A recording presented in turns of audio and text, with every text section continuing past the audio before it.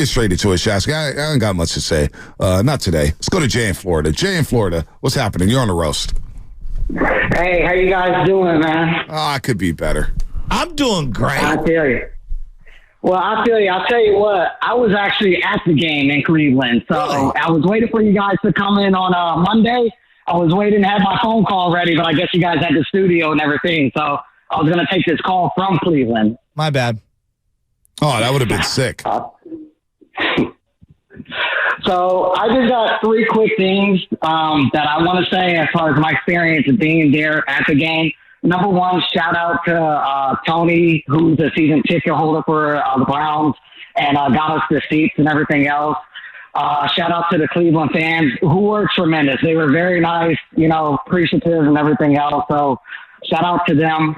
Second thing I want to say, as far as the kicker and the missed field goal, look, that win off of Lake Erie, because that stadium's right next to the lake, basically.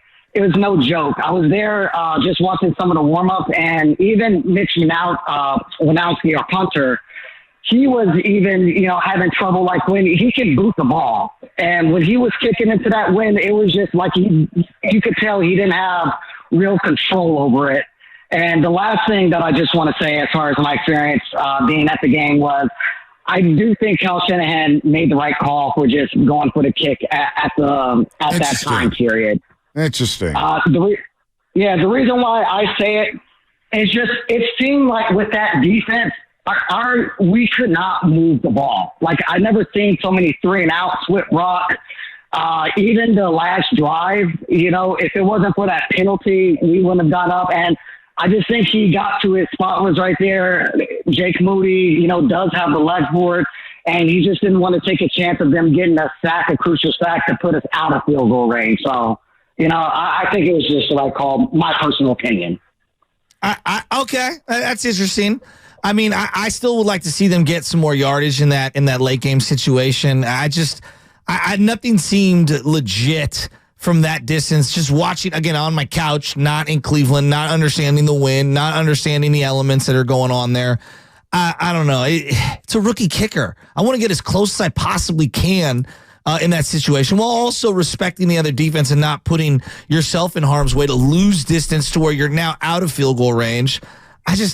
You've been aggressive as a play caller with Brock Purdy as your quarterback the entire time. Why would you scale back now? Yeah, I would have ran the ball. I would have ran the ball a couple times there. Timeout in back pocket. Why not run the ball? Try to get more yards. Now, Jake Moody does have a powerful leg. We just watched him nail a 57-yarder at SoFi Stadium. And I get that is basically an indoor stadium and it's on turf, but 57 yards is no joke. And he nailed that sucker. So 41 yards, it's a more than makeable kick. There's no excuses. Dustin Hopkins on the flip side, and I know he kicks in Cleveland. Mm-hmm. He made a 50-yarder in those conditions. Yeah, he also missed three. He missed one, but he was 3 or 4. He did. He was 3 or 4. He adjusted. Did Jake Moody adjust from the missed 54-yard kick? Not sure. So, look, he's got to make it no matter what. 41 yards, not good enough. You're going to get heat. Now you're under a microscope. As a kicker, as a rookie kicker. It's not a good place to be. You miss another kick? Oh, boy, that confidence starts going down the drain. And all that talk about, hey, my teammates have my back. And all of a sudden, there's fewer and fewer teammates tapping you on the shoulder saying, hey, keep your head up. Well, what kind of kick is it, right? Is it a 38-yarder? Is it a 62-yarder? I think situation will dictate it. But if he's slumping from ranges that we determine to be, makeable, now we've got an issue. Yes, there's no doubt about it. And the beauty of the kicking situation is you can replace that individual in a heartbeat if need be. But I don't see them bailing on Moody after one bad game in Cleveland. Yeah, no, they're not. They're not. No chance. Again, I think it would have to be sustained over a 3-week period for them to even make consider a phone call. Yes, to bring guys in to kick or whatnot and have somebody on speedo. To me, Jake Moody on the list of things to worry about isn't that high. Yes, he should have made the kick. Where's Brock Purdy at on that list of things to worry about? Well, where's Brock at on your list? There's two things I want to get into here. Is Brock on your list? Yeah, it's the drop back passing game, and it's Brock Purdy. And then the other one is Nick Bosa. We'll get to Bosa in a second. You got to win in a variety of ways, as Baldy was pointing out. I think most people think, the Niners are power run teams to death. You could do that against a lot of the mediocre teams in the league. Like, they might be able to get away with that against Minnesota this week. They might. I don't know. We'll see.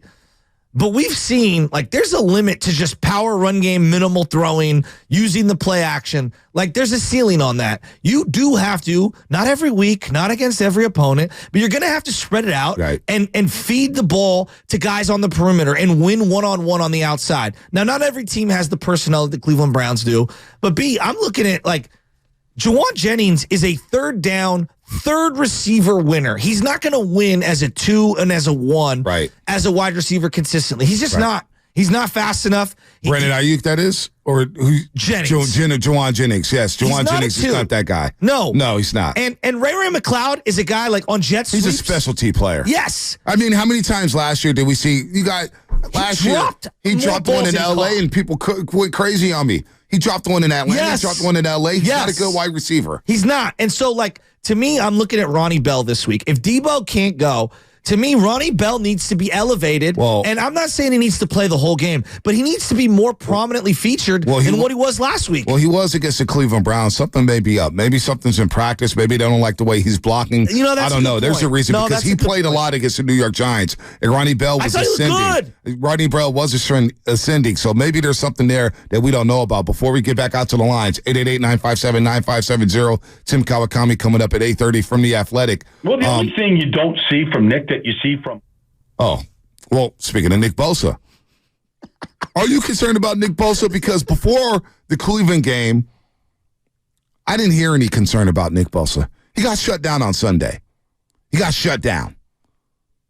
Now, is it something to freak out about? They're about to play the Minnesota Vikings on primetime where Kirk Cousins sitting back there as a sitting duck. I expect Bosa to bounce back in a major way. Is Bosa high on your...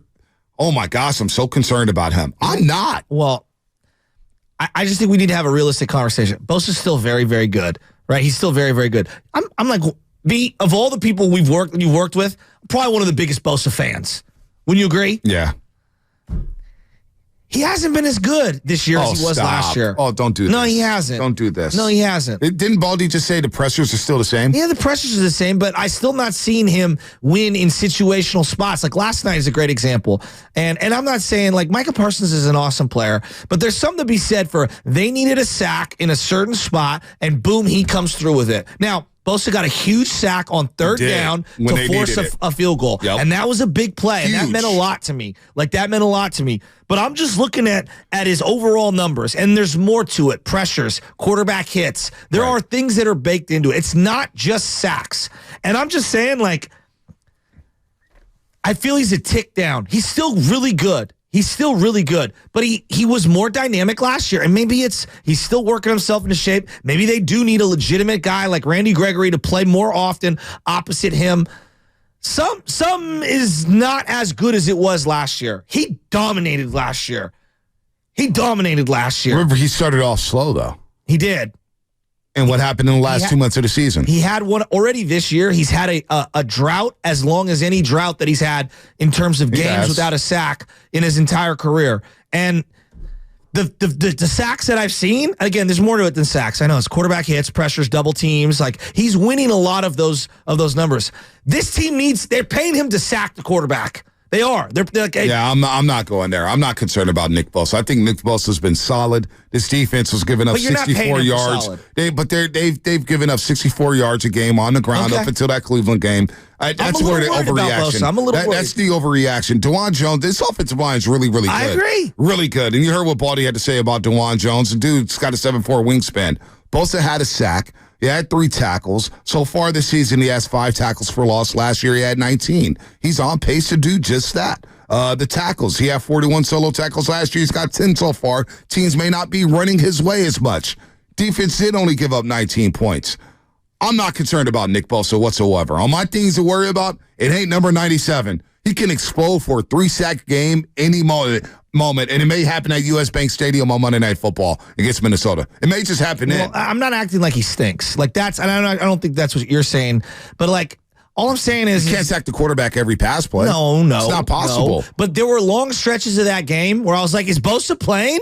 That's all. Where I was like, what's going on here? And again, he did have the big, I don't want to sound stupid here. He had a big third down sack, which knocked them into field goal, because they were going to score a touchdown. They were trying to score a touchdown. Think about the conversation we had about Michael Parsons last week. We were coming down this road. Oh, we didn't hear from him. And he just like that on Monday Night Football. He stepped up. And you know what? I expect the same from Nick Bosa. I do too. I expect it. So Bosa I'm not worried about. Brock Purdy without Christian McCaffrey. But when you miss, I'm going to be real with you. Like, when you miss all that time, and it does. Nah, no. No, I'm not saying it's the end all be all, and I'm not furious. I'm not angry at him, but it's kind of like, come on, man. He sat out a lot. Like, you got to hit the ground. He doesn't practice anyway. He doesn't play in preseason games. You don't think it's a bad look? He doesn't rest. At minimum, a bad look? No, the players understand the business. No, I get that. They understand the business. So it's a bad look maybe to the fans who don't get it. But to the players, they understand the business. It ain't a bad look. Come on. I just look at it from this sense. Where whenever I want Bosa to make a play, last year I was like, all right, someone's got to step up and make a play. Felt like he was there. This year I felt like it's been a little... just a tick below what I'm normally expecting from him. And again, he's one of my favorite players of all time. Oh, boy. All right. Let's go to the lines here. 888-957-9570. Let's just go right down the list. Actually, let's start off. Ryan's been on hold for a while. Ryan in San Francisco. What's up, Ryan? Bonte, Sarah Solomon's boyfriend. It's my birthday too. How are you doing? Oh, Roaster, say happy birthday to Sarah Solomon. I saw her at Media Day. She is shining, looking like $1 million with the Golden State Warriors, doing her thing. Love me some Sarah Solomon. I love you too, Ryan. Because you know what? You know what Sarah told me? She said, Ryan told me today, I'm listening to the roast every single day. Oh, nice. And you know what she said? And it made me proud, Ryan? She said it's a lifestyle. To be a roaster is just different. You don't get it. It sure is. And I got something I want to complain about. We got Christian McCaffrey, a guy that's, had an injury history, and I think we're running him into the ground. Why do you guys think Kyle won't use Jordan Mason more? I don't get it. We got to, get him in the rotation, get him at least 6 carries per game. Because Christian McCaffrey's that good. And you see, when he leaves the football field, this offense just looks completely different when he's not on the football field. But I agree with you. Maybe mix in some Jordan Mason at times. Maybe McCaffrey doesn't have to take all those snaps and run right up the middle against these big linebackers and D tackles. But when McCaffrey's off the field, Ryan, you see what this offense looks like. It's not even close. Forget the McCaffrey element. They also have a lot of mouths to feed on offense. Yeah. Ayuk, Kittle, Debo, when they're fully healthy. Right. They got to spread the ball around. It's easy for Jordan Mason to become an afterthought. Right. I just want him to get some more carries. I just don't want McCaffrey to suffer a major injury. I wish Kyle would use Mason just a tad more. Right. No, I'm with you, Ryan. I hear you, Ryan. Good to hear from you, man. Have a good birthday. What are you guys doing for the birthday? Sarah's taking me out to get sushi later in Hayes Valley. I can't wait. Ooh, love you. Oh, wait, what sushi. spot? Yeah, what is I know. I think I know where spot you're going to. I can't remember the name, but I'm super psyched for it. Did Hayes Valley exist 30 years ago? No, I don't remember anything called Hayes Valley. No, it didn't. No, but the Ryans and Sarah Solomon wasn't walking down Hayes Valley. No disrespect, Ryan and Sarah. But you weren't walking down Hayes Valley 30 years ago. Love you, Ryan. Love you, Sarah. Tell Sarah I said hi. You weren't walking down Hayes Valley 30 years ago. I love how we created these little neighborhoods. Yeah, I know. All right. So Bosa threw 5 games last year, and now I know we're through 6. Yeah.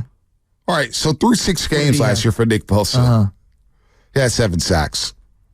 He's down to 2.5. Well, again, there's more to it. He's still winning. He's still winning. His success rate or whatever on pass rushes is really high, league average. I'm just looking at tackle for losses, impact plays, what this team's paying him for, impact plays, and it just feels like to me, I'm not seeing a lot of creativity from D'Amico or Steve Wilkes in terms of stunts. I'm not seeing a variety of. When was the last time he ripped a spin move? But listen, quarterback hits last year through 6 games. Yeah, what was Bosa had 17. This year he has 16. So he's right in line.